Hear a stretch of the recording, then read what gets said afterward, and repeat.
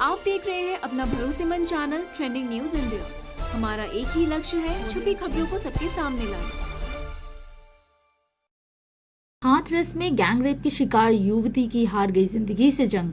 दिल्ली के एम्स अस्पताल में मौत। उत्तर प्रदेश के हाथरस में जिस 19 वर्षीय युवती के साथ सामूहिक बलात्कार किया गया था, उसकी दिल्ली में एक अस्पताल में मौत हो गई।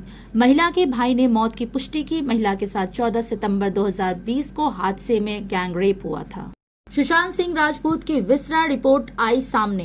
एक्टर के शरीर में नहीं पाया गया जहर। सुशांत सिंह राजपूत केस में एक बड़ी खबर सामने आई है। सूत्रों के मुताबिक विसरा रिपोर्ट में पाया गया है कि एक्टर को जहर नहीं दिया गया है। सुशांत के शरीर में किसी तरह का ऑर्गेनिक जहर नहीं मिला है। किसानों से बोले राहुल, सरकार ने पहले आपके पैरों पर कुल्हाड़ी मारी, अब सीने में छुरा मारा।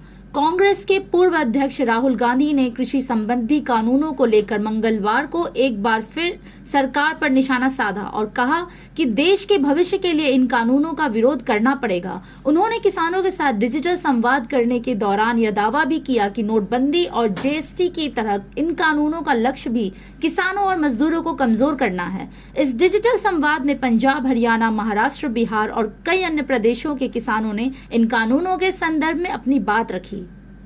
कोरोना वायरस से बड़ी राहत। एक्टिव मामले घटने के साथ अब मौतों के आंकड़े में भी भारी कमी। कोरोना वायरस को लेकर राहत भरे आंकड़े सामने आ रहे हैं। कोरोना के एक्टिव मामले तो पहले ही घटना शुरू हो गए थे, लेकिन अब कोरोना से होने वाली मौतों के आंकड़ों में भी भारी कमी देखने को मिली है, जो राहत भरा संकेत है। इसके अलावा देश में नए कोरोना मामलों में भी भारी गिरावट दर्ज की गई है और साथ में कोरोना से ठीक होने वालों की संख्या में तेजी से इजाफा हो रहा है। ये तमाम आंकड़े कोरोना को लेकर आने वाले दिनों में राहत का संकेत दे रहे हैं। चुनाव आयोग की टीम 2 दिन तक करेगी बिहार का दौरा। बिहार में चुनाव की बिगुल फूंकते हुए अब आयोग भी तैयारियों को अंतिम रूप देने में जुट गया है। इस बीच मुख्य चुनाव आयुक्त सुनील अरोड़ा अपनी टीम के साथ बिहार के 2 दिवसीय दौरे पर आज शाम पटना पहुंचने वाले हैं। आयोग द्वारा दी गई सूचना के अनुसार भारत निर्वाचन आयोग की टीम मुख्य चुनाव आयुक्त सुनील अरोड़ा के नेतृत्व में यह चुनाव आयुक्त सुशील चंद्रा और श्री राजीव कुमार के साथ आगामी बिहार विधानसभा चुनाव की तैयारियों की समीक्षा करने के लिए शाम 5:30 बजे पटना एयरपोर्ट पहुंचेगी। क्या ये आयुर्वेदिक दवा करेगी कोरोना का नाश? क्लिनिकल ट्रायल के दौरान आए आश्चर्यजनक परिणाम। कोरोना संकट से जूझ रहे दुनिया की भारतीय आयुर्वेद पद्धति में एक उम्मीद की किरण दिखाई दी है। देश के 3 अस्पतालों में आयुर्वेदिक दवा क्लिनिकल ट्रायल में आश्चर्यजनक परिणाम देखने को मिले हैं। एक प्रारंभिक रिपोर्ट से पता चला है कि कोरोना के मरीजों में आयुर्वेदिक दवा बेहतरीन असर कर रही है। कोरिबल लाइफ साइंसेज की इम्यूनोफ्री नामक आयुर्वेदिक दवा और बायोगेटिका की रेग्यूनमीन नामक दवा की संयोजन से असाधारण परिणाम दिखाई दिए हैं।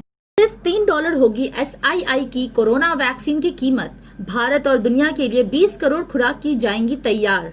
नई Delhi serum institute of India जिस कोरोना वैक्सीन का उत्पादन करने वाला है, उसकी कीमत प्रति खुराक सिर्फ $3 होगी। मंगलवार को कंपनी की तरफ से दी गई जानकारी में यह बात कही गई है कि SII के मुताबिक कंपनी अब भारत और दुनिया भर के देशों के लिए कोरोना वैक्सीन की 20 करोड़ खुराक का उत्पादन करेगी। अगस्त में 10 करोड़ खुराक के उत्पादन की जानकारी दी गई थी।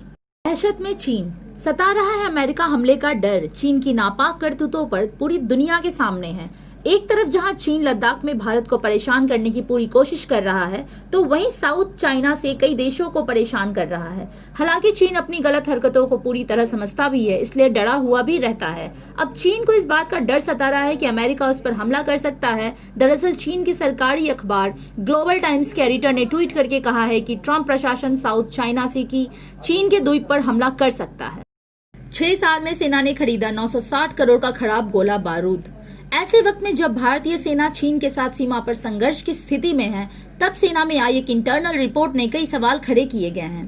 पिछले 6 साल से सरकारी ऑर्डिनेंस फैक्ट्री बोर्ड से जितने रुपए में खराब गोला बारूद खरीदा है, उतने में सेना के करीब 100 आर्टिलरी गन मिल सकती थी।